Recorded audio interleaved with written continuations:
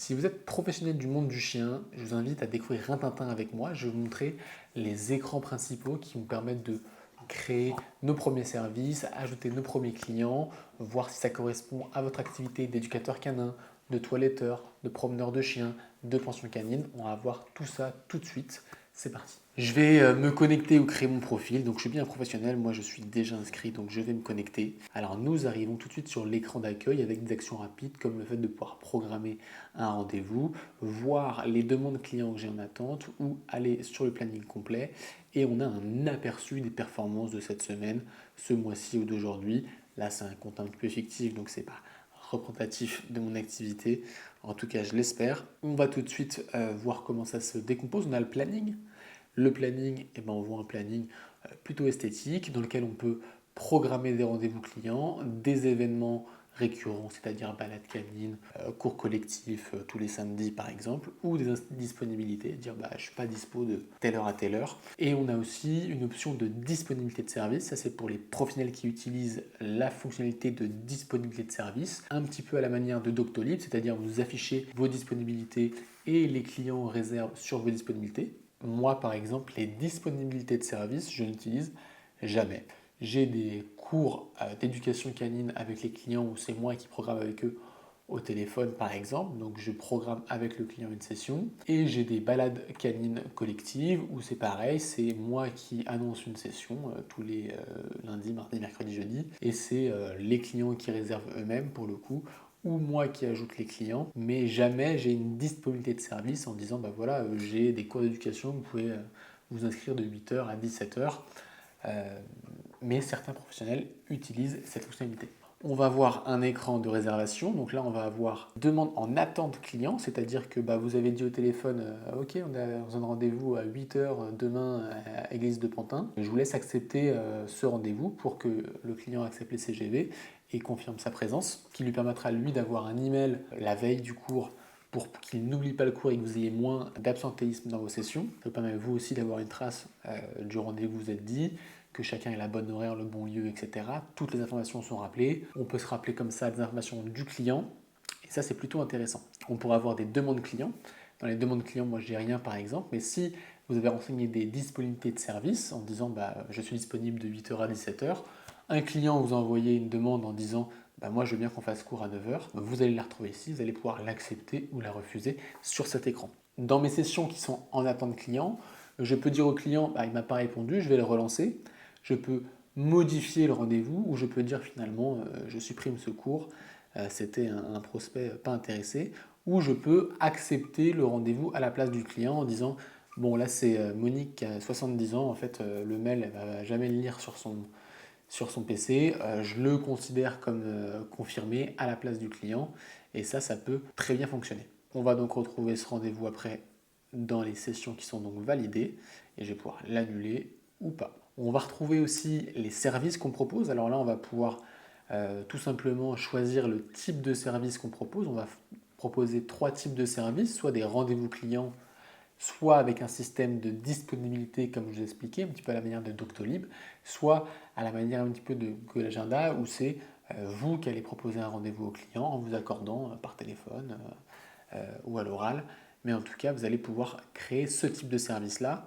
Et après, vous allez pouvoir programmer directement sur la page qui est juste ici dans le planning les types de services que vous avez renseignés.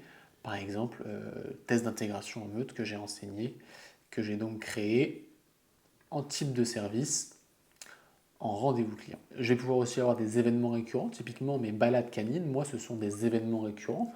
C'est tous les mardis, mercredis, jeudi, vendredi, samedi. Et ça se répète dans le temps.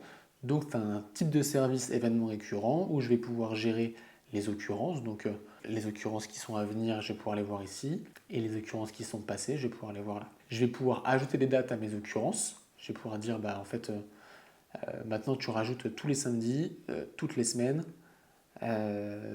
jusqu'en mai, par exemple.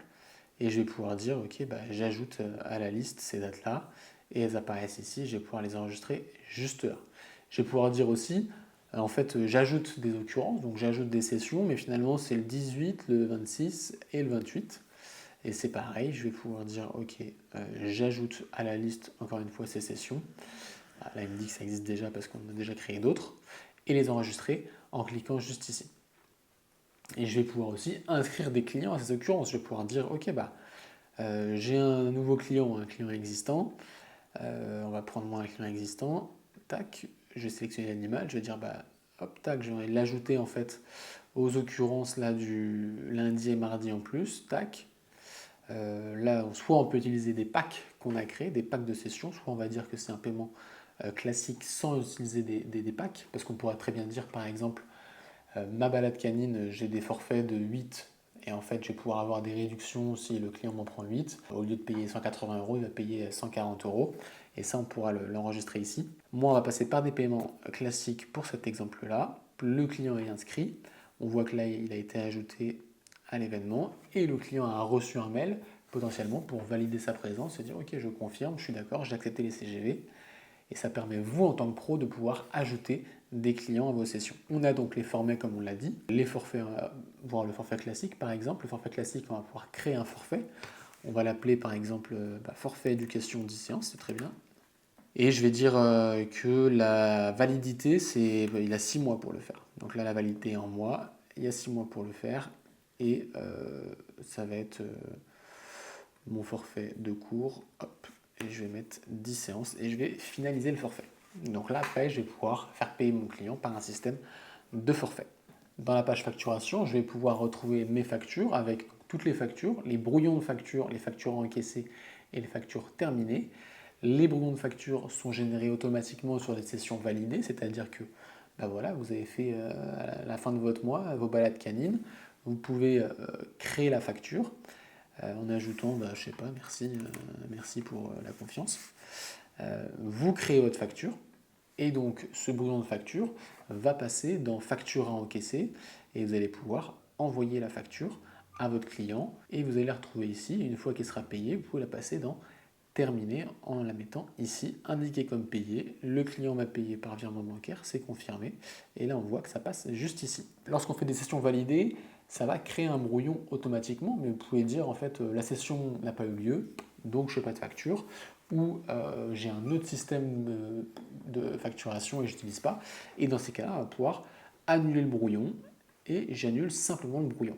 Voilà, ça permet de bien gérer sa comptabilité et de ne pas se prendre la tête sur la facturation. Tout est déjà pré-renseigné, c'est à vous de décider si vous envoyez une facture ou non par la suite. Vous allez aussi avoir un système de devis, si vous passez par un système de devis, certains le font, où vous allez pouvoir renseigner un client et proposer votre devis à un client avec une date de validité, on va pouvoir le créer et là le client reçoit un mail pour accepter ou non votre devis. On va pouvoir renseigner aussi ses dépenses. C'est toujours intéressant d'avoir quand même une visualisation assez globale de son entreprise.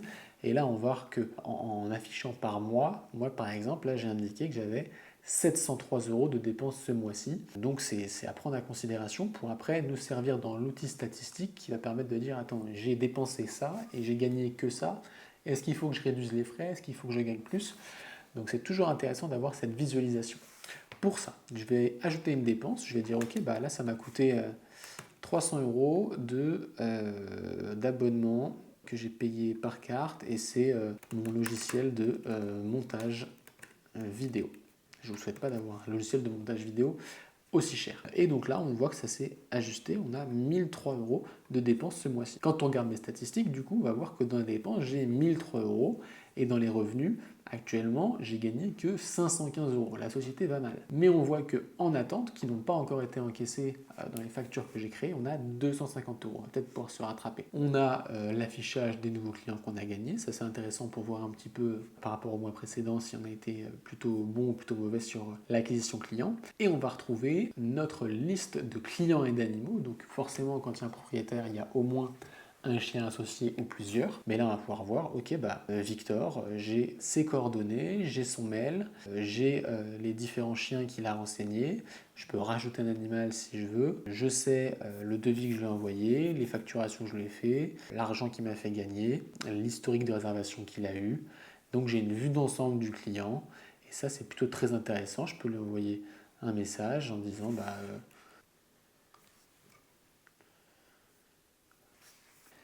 J'ai aussi une page profil public, donc là j'ai renseigné mes informations, nom de société, sirène, description. Je vais pouvoir ajouter des photos. Là on va mettre par exemple des photos qui me mettent à mon avantage.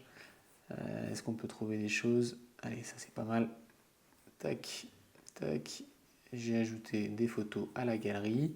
Ça va me permettre sur Rintintin Booking d'être présenté en tant que société de manière un peu sérieuse.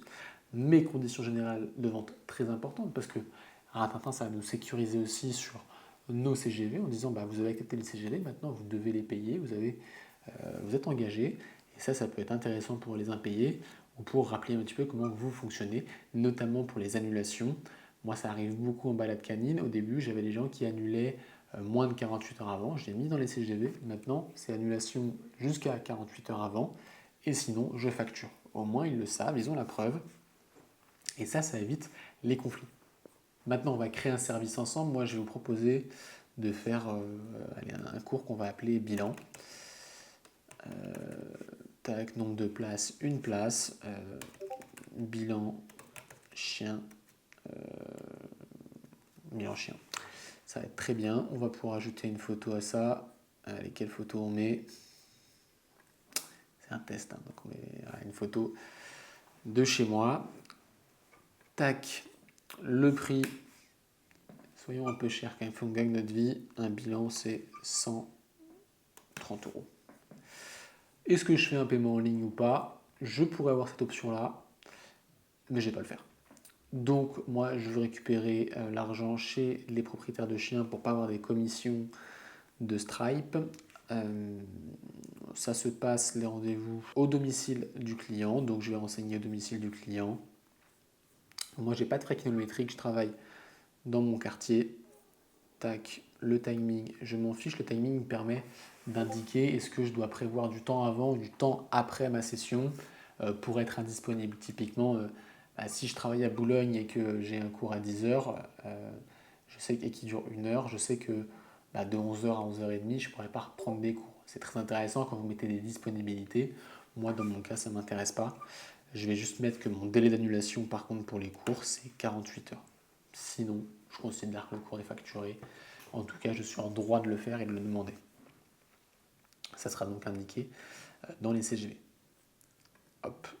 Moi, comme je vous ai dit, je n'ai pas un système de disponibilité. Moi, c'est les clients qui m'appellent, je leur fixe un rendez-vous. Et dans ces cas-là, je vais cocher. Je préfère créer moi-même les rendez-vous et ne pas ajouter de disponibilité. Si j'avais un système un petit peu à la Doctolib, je pourrais dire, bon, ok, en fait, le lundi, mardi, etc., les gens peuvent m'envoyer des demandes de rendez-vous que je pourrais accepter.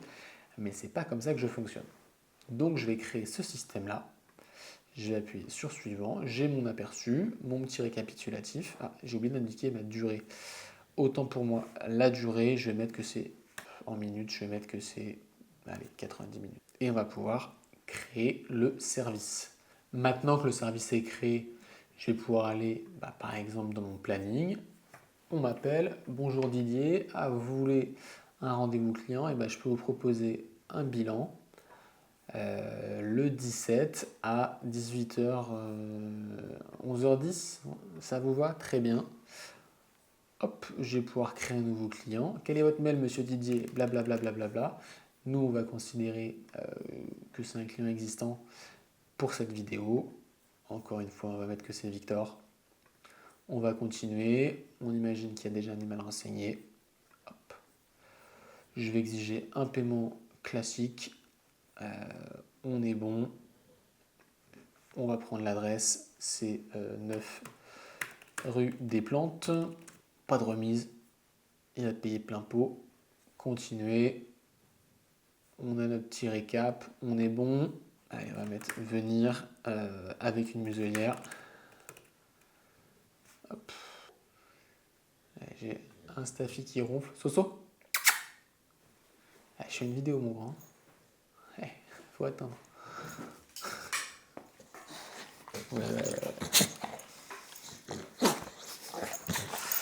Attends, c'est ça.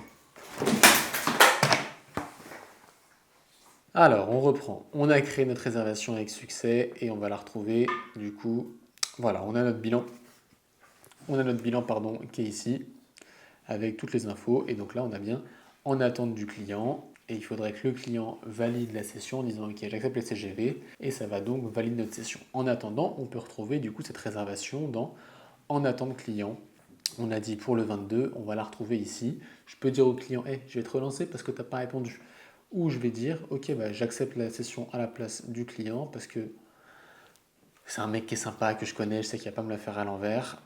Et dans ces cas-là, on va la retrouver dans les validés juste ici. Voilà. Maintenant, on va imaginer qu'on crée un cours collectif ou un cours de balade canine. On va donc se retrouver dans service. Alors on va se dire balade canine, comme ça, ça parlera à d'autres professions.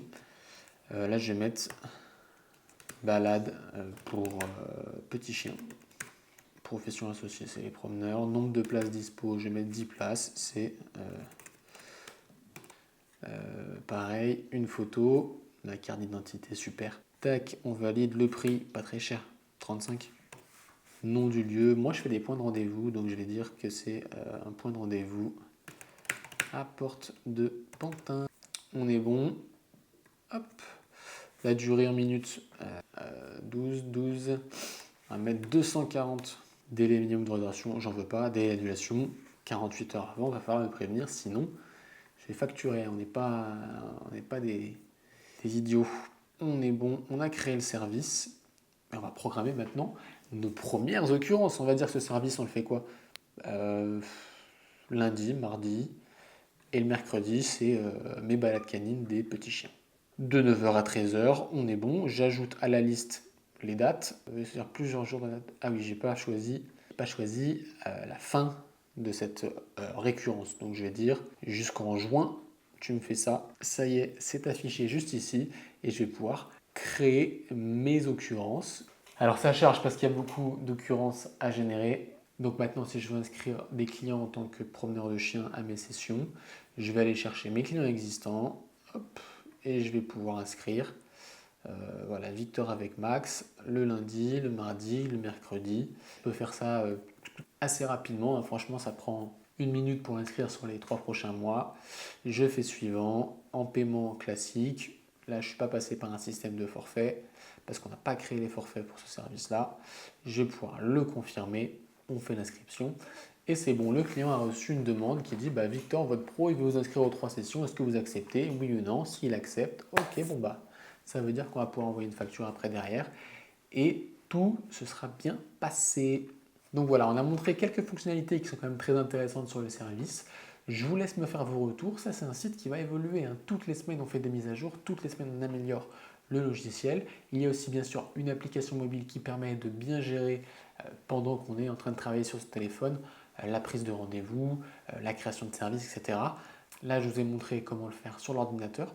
Moi, ce que je vous conseille, c'est plutôt de faire les créations de services quand il faut les récupérer des photos, etc. sur l'ordi. Et après, quand on ajoute des clients, qu'on prend rendez-vous, ça se fait par téléphone sur l'application. Et c'est aussi instinctif que ça. Si vous avez des questions, n'hésitez pas à nous envoyer un message sur Instagram ou sur YouTube. On est très réactif et on est très ouvert aux nouvelles fonctionnalités. On a une vision qui est de créer un logiciel simple et efficace pour les pros. N'hésitez pas à demander une démonstration si vous êtes intéressé pour comprendre si c'est adapté à votre activité, si on peut l'adapter un petit peu à votre activité. On se fera un plaisir d'y répondre. À bientôt, bon courage et je vous souhaite plein de réussite pour votre activité.